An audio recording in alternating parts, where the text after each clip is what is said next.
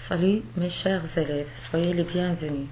On va commencer notre deuxième chapitre de cette unité concernant les étapes de la formation des roches sédimentaires.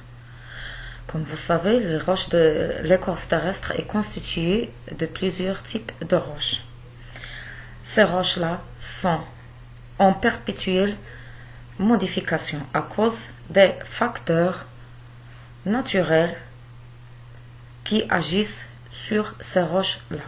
Donc, on va étudier ces modifications que subissent les roches qui constituent l'écorce terrestre et les facteurs responsables de ces modifications. On commence par le premier phénomène qui agit sur les roches, c'est l'érosion. Donc, on va étudier l'influence de l'érosion ou bien de facteurs responsables de l'érosion sur les paysages géologiques. Toujours notre situation problème, donc j'observe roches. Les paysages géologiques sont constitués de roches de nature différente. Ces paysages sont souvent modifiés par ou bien à cause des facteurs ou agents des différents types de l'érosion. On commence par poser les questions. Donc, quels sont les types d'érosion ou bien les modes d'érosion, quels sont les agents responsables de cette érosion et comment agissent ces agents-là sur les paysages géologiques ou bien sur les roches exactement qui constituent les paysages géologiques. Notre première activité, on va faire connaissance des types ou bien modes et agents d'érosion. Je réalise. Donc, on va exposer bien plusieurs documents. Ça, le premier document concernant l'action physique des vagues sur une falaise littorale. Donc, comme vous voyez, les vagues viennent se casser contre la roche constituant cette falaise-là de façon continue. Donc, ces vagues-là, elles percutent ces roches-là, ce qui permet leur effondrement, leur fracturation, cassure et effondrement. Comme vous voyez, il y a plusieurs blocs tombés en bas. Donc, vous voyez ici, c'est une schématisation de l'action des vagues, ou bien l'action du choc des vagues contre la roche constituant une falaise littorale. Dans le deuxième document, on va étudier l'effet de la variation de la température sur les roches, toujours constituant les paysages. Vous voyez ici un massif désagrégé, un massif granitique désagrégé qui a subi l'action des agents de l'érosion. Donc, ce massif-là, comme vous voyez, le document présente une schématisation de ce phénomène. Donc, la roche, ou bien les roches qui constituent ce massif-là sont sous l'action de variation de température entre le jour et la nuit. Ce phénomène-là est observé surtout dans les zones désertiques où il y a une grande différence entre la température de la nuit et la température du jour. Parfois, dans ces zones-là, la température du jour avoisine les 40-50 degrés Celsius, alors que celle de la nuit est environ de 0 degrés Celsius. Donc, la roche-là est en perpétuelle dilatation et rétrécissement sans arrêt, ce qui provoque enfin son éclatement. C'est comme si ce qui arrive à un verre. Lorsqu'on le remplit d'eau chaude, et immédiatement on verse cette eau-là, et immédiatement on le remplit d'eau froide. Donc, elle éclate. C'est la même chose que subissent ces roches-là. Le troisième document, c'est l'action physique du gel et du dégel sur les roches. Ce phénomène-là, on l'observe dans les zones où il neige. Donc, pendant la saison des pluies, les fractures qui se trouvent dans les roches vont se remplir d'eau. Et lorsque la température est très basse, cette eau-là va se glacer. Et on sait que la matière, lorsqu'elle se glace, son volume augmente. Donc, elle va pousser ces fractures-là qui vont augmenter de dimension. Pendant la saison chaude, cette eau-là va fusionner. Donc, et la dimension des fractures est grande. La saison froide suivante, cette fracture-là va se remplir d'une quantité plus élevée encore d'eau qui va glacer et son volume augmente, qui va se glacer, pardon, et son volume, il va augmenter. Donc, elle va pousser ainsi de suite la roche jusqu'à ce que ces fractures-là deviennent de grande taille et ce qui provoque l'effondrement et la dégradation et l'effondrement des roches. Comme vous voyez, ce document-là schématise ce phénomène-là. Donc, la suite du gel et du dégel sans arrêt, elle va provoquer aussi la dégradation des roches. On va passer maintenant au document numéro 4. C'est l'action du vent sur les roches. Ici, on va faire connaissance de l'action du vent sur les paysages géologiques.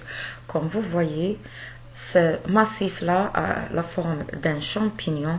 Au début, c'était pas comme ça sa forme, mais sous l'action du vent, surtout ce vent-là, elle est remplie de particules qui vont provoquer la dégradation des roches, surtout des couches surtout qui se trouvent en bas, donc qui vont se dégrader peu à peu, donc et effondrement du massif. Donc on les trouve dans les zones désertiques où il y a les zones arides, où il n'y a pas une couverture végétale qui diminue l'action du vent.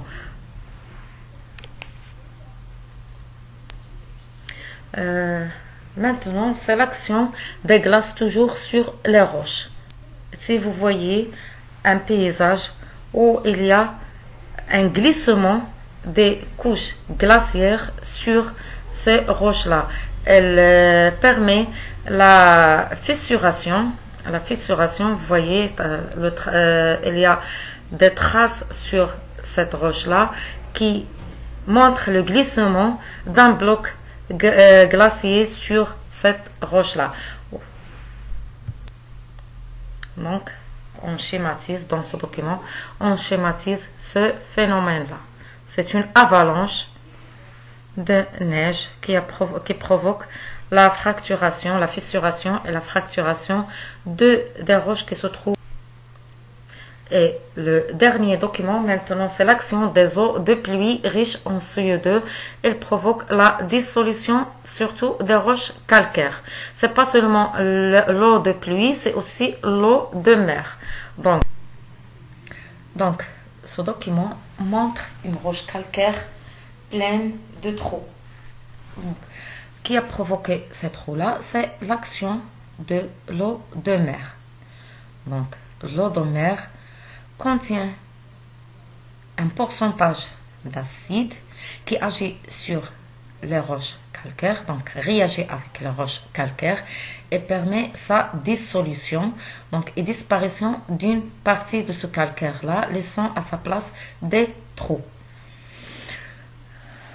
Avec le temps, ces trous-là vont se transformer en grottes.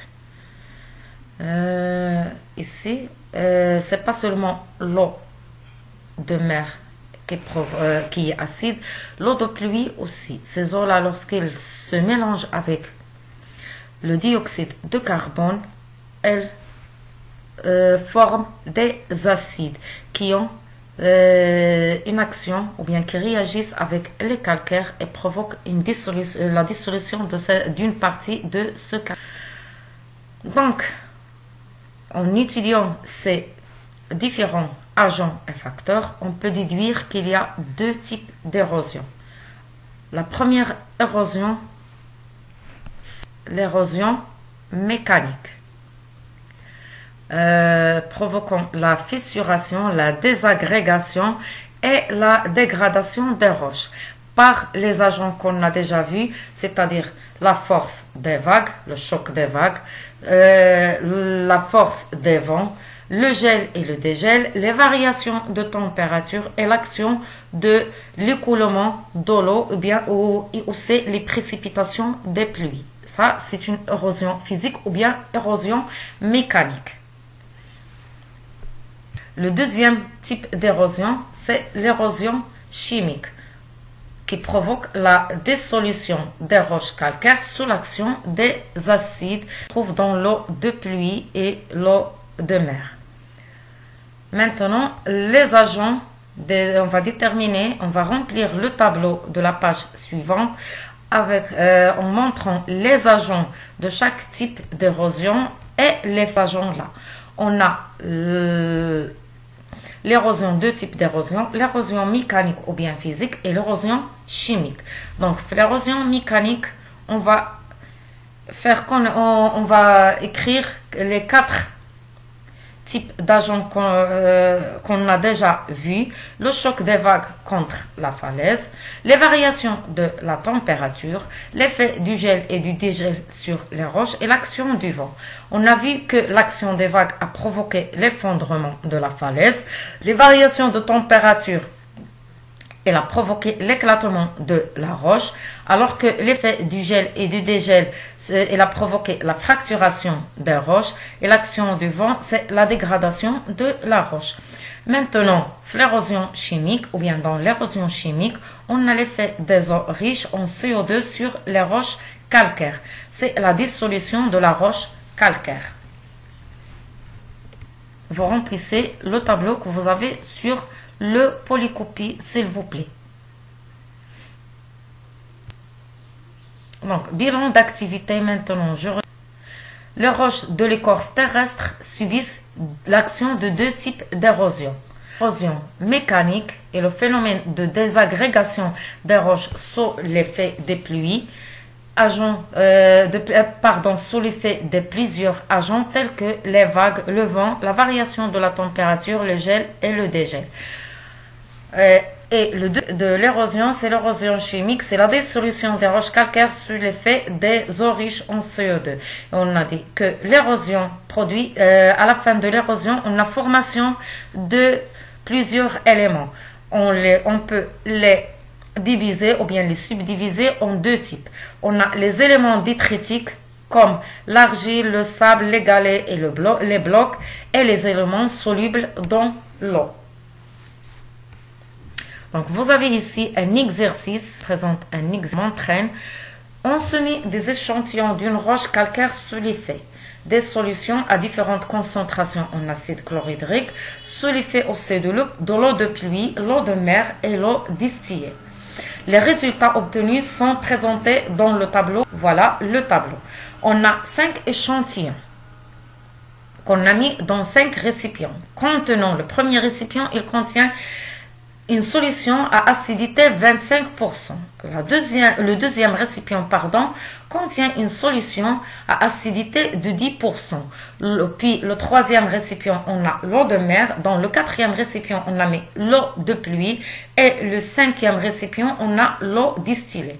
Donc, les échantillons qu'on a mis les échantillons de la roche calcaire, elles pèsent 26 grammes. Chaque échantillon pèse 26 grammes. Et on va mettre chaque échantillon dans une solution, dans un récipient.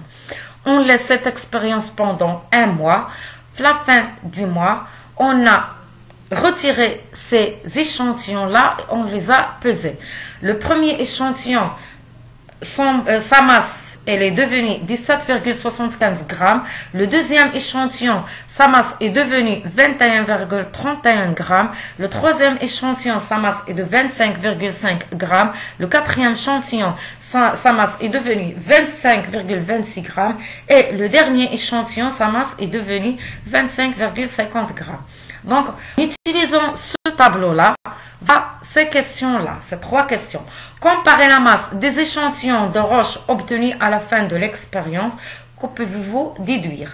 La deuxième question, expliquez l'effet de l'eau de mer et de l'eau de pluie sur la roche calcaire. Troisièmement, expliquez pourquoi on appelle cette érosion ou bien on classe cette érosion comme une érosion chimique. Donc, vous les préparez pour la prochaine séance, Inch'Allah. Et merci de votre attention.